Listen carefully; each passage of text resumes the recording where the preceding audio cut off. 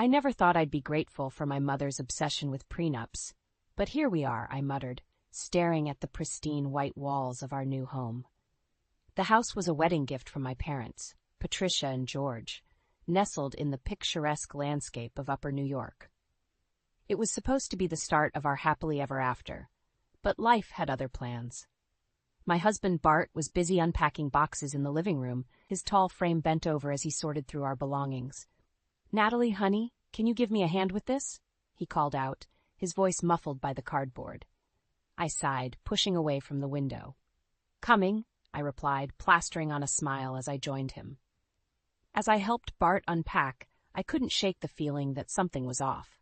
He'd been unusually quiet since we arrived, his usual charm and easygoing nature replaced by a nervous energy. "Everything okay?" I asked, placing a hand on his arm.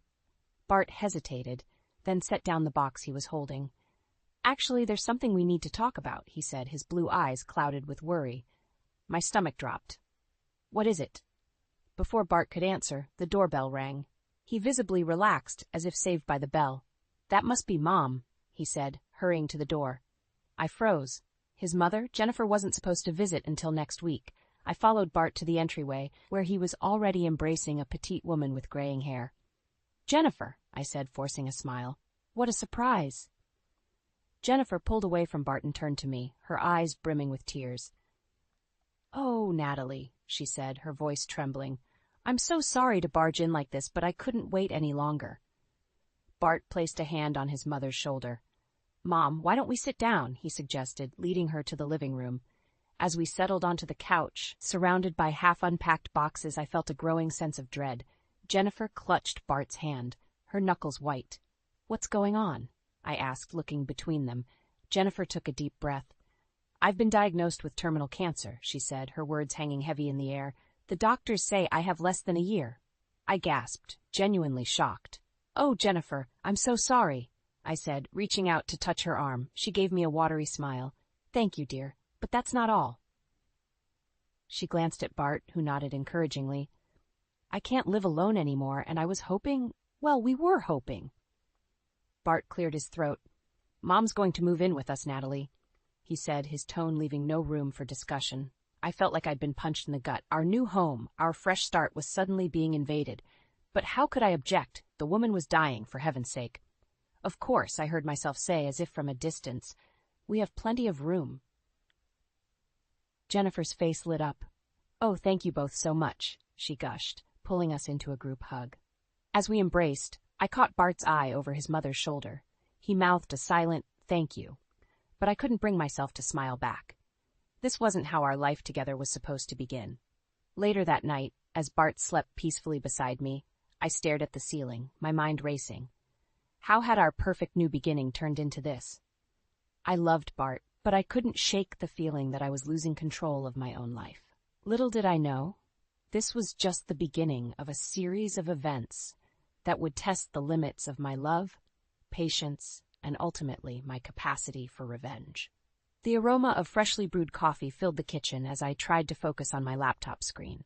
3 weeks had passed since Jennifer moved in, and I felt like a stranger in my own home. Every morning, I'd find her rearranging my carefully organized cupboards or changing our routines without consultation. "Natalie, dear," Jennifer's voice chirped from behind me. "I hope you don't mind, but I've invited the ladies from my support group over for tea this afternoon." I gripped my coffee mug tighter, forcing a smile. "Actually, Jennifer, I have an important conference call scheduled for—" "Oh, don't worry," she interrupted, patting my shoulder. "We'll be quiet as church mice. You won't even know we're here." Before I could protest further, Bart wandered into the kitchen, still in his pajamas despite it being nearly noon. "Morning, ladies," he yawned, kissing his mother's cheek before giving me a quick peck. "Bart," I said, trying to keep my voice level, "can I talk to you for a minute, in private?" He followed me to our bedroom, looking confused. "What's up, honey?" I took a deep breath. "Bart, we need to set some boundaries with your mother. She's taking over the house, changing things without asking, and now she's inviting people over during my work hours." Bart's face fell. "Come on, Nat. She's going through a tough time. Can't you cut her some slack?" "I've been cutting her slack for weeks," I snapped. "But this is our home, and I need some say in what goes on here. It's her home now, too, Bart replied, his voice hardening. And in case you've forgotten, she's dying. The least we can do is make her comfortable. I felt a surge of anger. And what about my comfort? My work? Does that not matter anymore? Bart's eyes narrowed. I can't believe how selfish you're being right now. My mother needs us, and all you can think about is yourself. His words hit me like a slap. Selfish? I've bent over backward to accommodate her, but there has to be a limit. Well, maybe you need to be more flexible, Bart shot back. Family comes first, Natalie. I thought you understood that. I stared at him, feeling a chasm opening between us. I thought we were a family, Bart, you and me. He shook his head, looking disappointed. We are, but that includes my mother now, too. I need you to accept that. Without another word, he turned and left the room. I stood there, stunned by the realization that for the first time in our marriage, Bart had chosen someone else over me. The rest of the day passed in a blur. True to her word, Jennifer's friends were quiet, but their presence felt like an invasion. I struggled to concentrate on my call, acutely aware of the murmured conversations and occasional laughter drifting up from downstairs. That evening, as I was clearing up the kitchen, I overheard Bart and Jennifer talking in the living room. I'm worried about Natalie, Jennifer said softly. She seems so tense all the time. Maybe this arrangement isn't working out. No, Mom, Bart replied firmly. This is your home now. Natalie will adjust. She just needs time. I set down the plate I was holding, my hands shaking. Adjust? Was that all I was expected to do? Silently accept the complete upheaval of my life? As I stood there, grappling with a mix of hurt and anger, I caught sight of my reflection in the window. The woman staring back at me looked tired, defeated. This wasn't the strong, independent Natalie I knew myself to be. In that moment, something shifted inside me. I realized that if I didn't stand up for myself now, I might lose myself entirely. But how could I fight back without seeming like the villain in this family drama? Little did I know, the situation was about to become even more complicated, pushing me closer to the breaking point and setting the stage for a confrontation that would change everything. I was in the middle of a crucial work presentation when my phone buzzed incessantly. Ignoring it, I powered through, only to find 5 missed calls from Bart when I finished. My heart raced as I dialed him back, fearing the worst about Jennifer's health. Nat, great news! Bart's voice boomed through the speaker. Cole's coming home. I blinked, confused. Cole? Your brother? What do you mean, coming home? He's quitting his job in California and moving back east, Bart explained, his excitement palpable. He'll stay with us while he gets back on his feet. Isn't it fantastic? The room spun. Another person in our already crowded house? Bart, wait a minute. We can't just... Oh, Mom's calling. Gotta go, love you. He hung up before I could protest. I sat there, stunned. How could Bart make such a monumental decision without even consulting me? Our home wasn't a halfway house for his entire family. That evening, I confronted Bart in the kitchen while Jennifer watched her favorite game show in the living room. We need to talk about Cole, I said, keeping my voice low. Bart looked up from chopping vegetables. What about him? Isn't it great he's coming back? I took a deep breath. Bart, you can't just invite people to live in our home without discussing it with me first. He set down the knife, frowning. Cole's family, Natalie. He needs our support. And what about what I need? I countered. This is my home, too, and I feel like I'm losing all control over it. Bart's expression hardened. You're being selfish again. Cole's going through a tough time, and Mom needs all the family support she can get. Don't you dare call me selfish, I hissed. I've bent over backward to accommodate your mother, but this is too much. We're supposed to be partners, Bart. You can't keep making these decisions unilaterally. I'm not, he insisted. I'm doing what's best for our family. Our family? I laughed bitterly. It seems like your definition of our family doesn't include me anymore. Jennifer's voice floated in from the living room. Is everything all right in there, dears? Bart called back. Everything's fine, Mom, before turning to me with a pleading look. Can we talk about this later? I don't want to upset her. I threw up my hands in frustration and stormed out of the kitchen. As I passed the living room, Jennifer caught my eye, her expression a mix of concern and something else. Was that triumph? The next few days were a flurry of activity as Bart prepared for Cole's arrival. I I threw myself into work, trying to ignore the growing resentment in my chest. The night before Cole was due to arrive, I lay awake, staring at the ceiling. "Nat?" Bart's voice was soft in the darkness. "Are you still upset about Cole?" I turned to face him. "It's not just about Cole, Bart. It's about us. I feel like I'm losing you to your family." He reached out, pulling me close. "You're not losing me. You're my wife, and I love you. But my family needs me right now. Can't you understand that?" I wanted to understand. I really did. But as I lay there in Bart's arms, I couldn't shake the feeling that our marriage was slipping away, one family crisis at a time. The next morning, I steeled myself as I heard a car pull up outside. Moments later, the front door burst open, and Cole's booming voice filled the house. "Honey, I'm home," he called out, laughing at his own joke. I plastered on a smile and went to greet him, but stopped short in the hallway. Cole wasn't alone. Behind him stood a young woman, her arm linked with his. "Hey, sis," Cole grinned, oblivious to my shock. "Meet Amber, my fiancée. Hope you don't mind, but she'll be staying with us too. We're getting married." As Bart and Jennifer rushed to congratulate the happy couple, I stood frozen, feeling like an outsider in my own home. This wasn't just an invasion anymore. It was a full-scale takeover. And I was the only one who seemed to care. The once pristine kitchen counters were now cluttered with empty beer bottles and half-eaten bags of chips.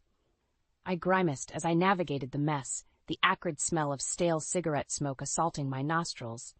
This wasn't my home anymore. It was a frat house. "Cole," I called out, my patience wearing thin. "How many times do I have to ask you to clean up after yourself?" A muffled groan came from the living room. I stormed in to find Cole sprawled on the couch, Amber curled up beside him. The coffee table was littered with more bottles and an overflowing ashtray. "Sorry, sis," Cole mumbled, not bothering to open his eyes. "We'll get to it later." I clenched my fists, fighting the urge to scream. "No, you'll get to it now. I have clients coming over in an hour, and this place is a pigsty." Amber stirred, fixing me with a bleary-eyed glare. "Chill out, Natalie. It's not like it's a big deal." Before I could respond, Jennifer appeared in the doorway, her face etched with concern. "What's all the commotion about?" I turned to her, exasperated. "Jennifer, look at this mess. It's unacceptable." She waved a dismissive hand. "Oh, they're young. Let them have their fun. I'll tidy up later." "That's not the point," I snapped.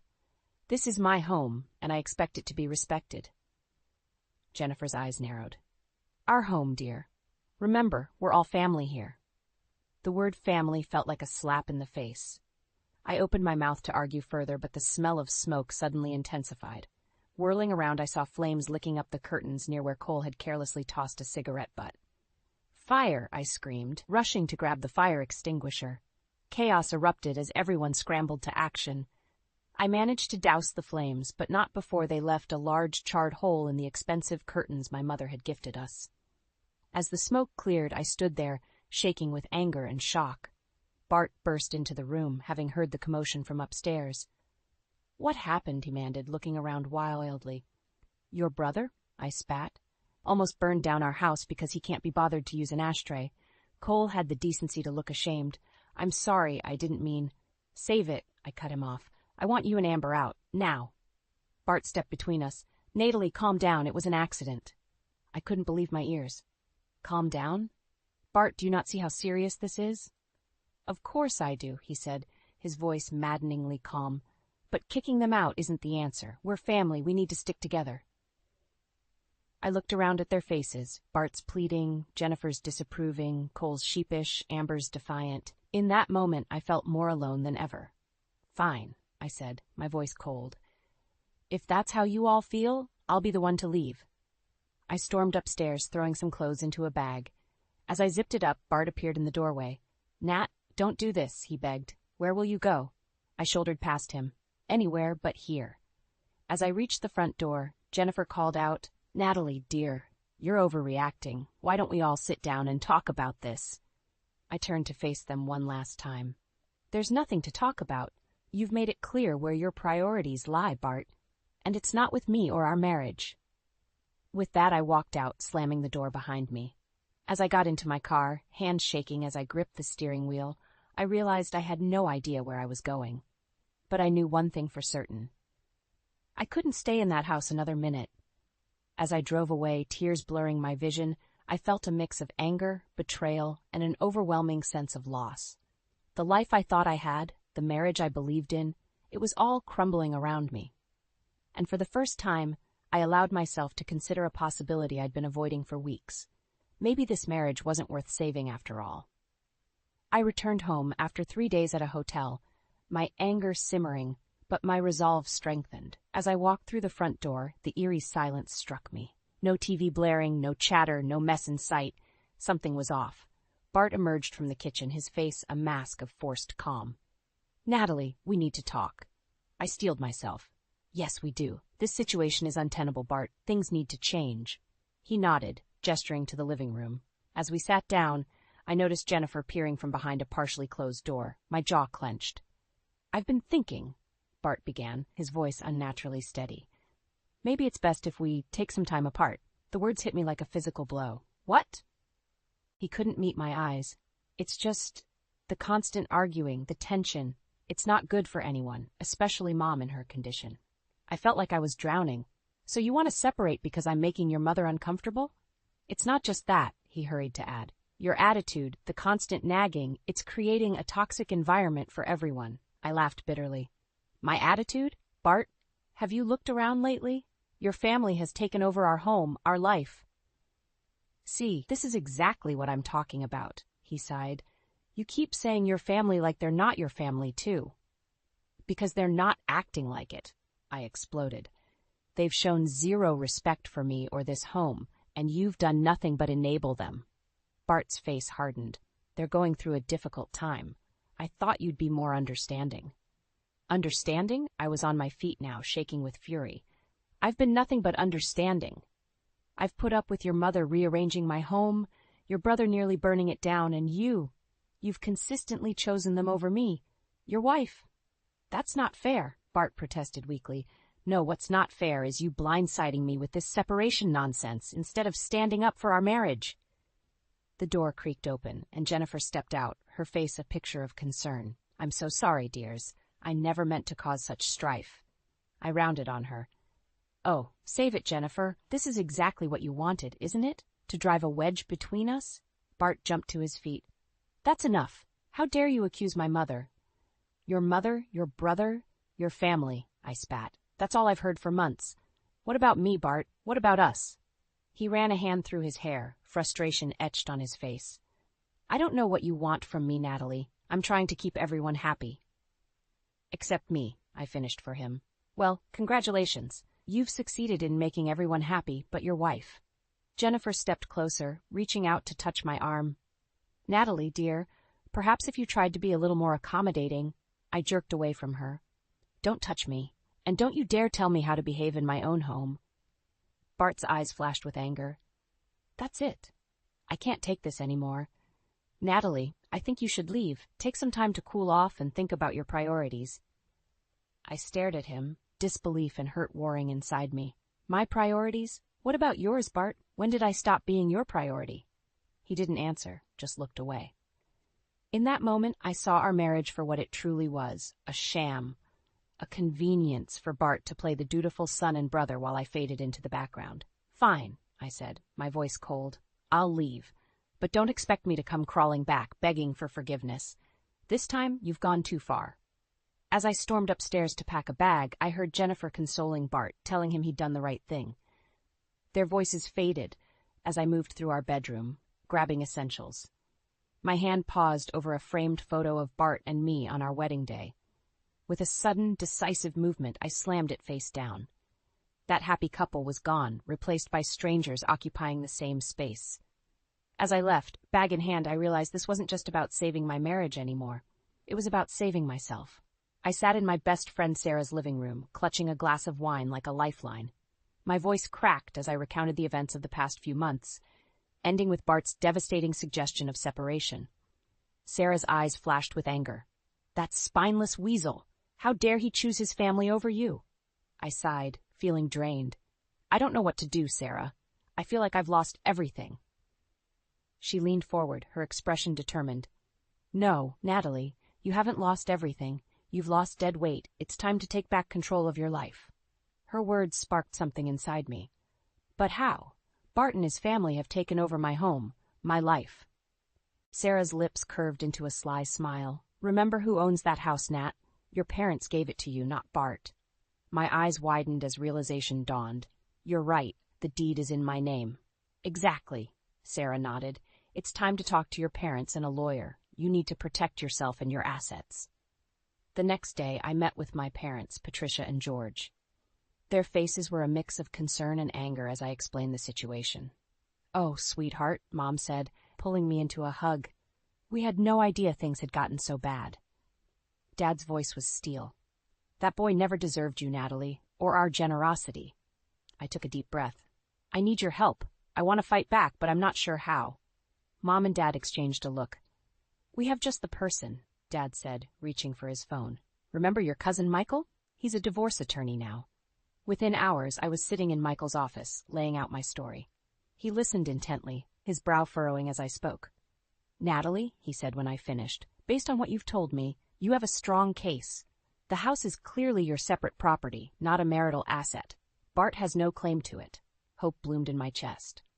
So what do we do? Michael's smile was predatory.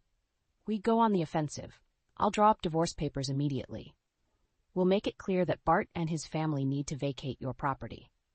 As I left Michael's office, a plan forming in my mind, my phone buzzed. It was Bart. Natalie, please come home, his voice was pleading. We need to talk. I steeled myself. I'll be there in an hour. Walking into our house, my house, I felt a surge of confidence. Bart was waiting in the living room, looking haggard. Nat, I'm so sorry, he began. I've been thinking, and I realize I made a mistake. Can we please work this out? I almost laughed. Work what out, Bart? The fact that you chose your family over me? That you let them disrespect me in my own home? He flinched. I know I messed up, but no. I cut him off. There are no buts. It's too late for apologies. Bart's face fell. What are you saying? I took a deep breath, channeling all my hurt and anger into my next words. I'm saying it's over, Bart. I want a divorce. The color drained from his face. Divorce? Natalie? Please, let's not be hasty. Hasty, I scoffed. I've been patient for months, while you and your family walked all over me. Well, not anymore. Jennifer appeared in the doorway, her face a mask of concern. What's going on? I turned to her, my voice ice. What's going on is that you, Cole, and Amber need to start packing. This is my house, and I want you all out. Bart stood up, his face twisted with anger. You can't do that. This is our home. I pulled out the papers Michael had given me. Actually, I can, please. This house was a gift from my parents to me. It's not marital property, Bart. You have no claim to it. As the reality of the situation sank in, I saw the shock and disbelief on their faces. For the first time in months, I felt a sense of power and control. You have 1 week to move out, I said, my voice steady. All of you. As I turned to leave, Bart grabbed my arm. Natalie, please. Don't do this. I love you. I jerked away from him, tears stinging my eyes. If you loved me, Bart, we wouldn't be here. Goodbye. Walking out of the house, I felt a mix of emotions. Sadness, anger, but most of all, a sense of liberation. The war wasn't over, but I had just won a major battle, and I was ready to fight for my life back, no matter what it took. The week following my ultimatum passed in a blur of legal meetings and tense silence at home. Bart and his family seemed to be in a state of shock, tiptoeing around me as if I might explode at any moment. Part of me relished their discomfort, but another part ached for the life I thought we'd have. On the day of our first negotiation meeting, I steeled myself in the parking lot of Michael's office. This was it, the moment that would define my future. As I walked in, I saw Bart sitting there with his own lawyer, a sharp-looking woman in her 50s. His eyes were red-rimmed, and he looked like he hadn't slept in days. For a moment, my resolve wavered. Natalie, he said, his voice cracking, please, can we talk about this privately? I shook my head. We're beyond that, Bart. Let's just get this over with. Michael cleared his throat. All right, let's begin. Mr. Harrison, we've prepared a comprehensive divorce settlement. The main point of contention is, of course, the house. Bart's lawyer leaned forward. Yes, about that. My client contends that as the house was a wedding gift, it should be considered marital property. I felt a surge of anger, but Michael just smiled. I'm afraid that's not the case. We have documentation proving the house was gifted solely to Mrs. Harrison by her parents. It's her separate property. The color drained from Bart's face. What? But that's our home. We've lived there for years. Be that as it may, Michael continued, legally the house belongs to Natalie. She's within her rights to ask you and your family to vacate the premises. Bart turned to me, his eyes pleading.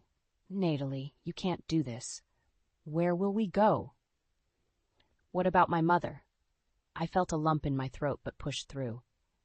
I'm sorry, Bart, but you should have thought about that before you let your family take over our lives. His lawyer whispered something to him, and Bart's face hardened. Fine, if that's how you want to play it, we'll fight this in court. I'm sure a judge will see reason. Michael shook his head. I wouldn't advise that, Mr. Harrison. The law is clear on this matter. You'd be wasting time and money you don't have. The meeting devolved into heated arguments and tense negotiations.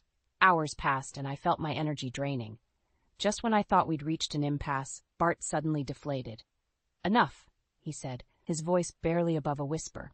I'll sign the papers. We'll move out. Relief washed over me, but it was tinged with sadness. This was really happening. My marriage was over. As we prepared to leave, Bart caught my arm. Natalie, I know I messed up, but is this really what you want? To throw away everything we had? I looked into his eyes, seeing the man I once loved. We threw it away a long time ago, Bart. This is just making it official. Leaving the office, I felt a mix of triumph and loss. I had won, but at what cost? That evening, as I sat alone in my quiet house, the reality of my situation hit me. I was free, but I was also alone. The house that was once filled with laughter and love now felt empty and cold. My phone buzzed, a text from Sarah. How did it go? Want me to come over? I stared at the message, tears welling up in my eyes.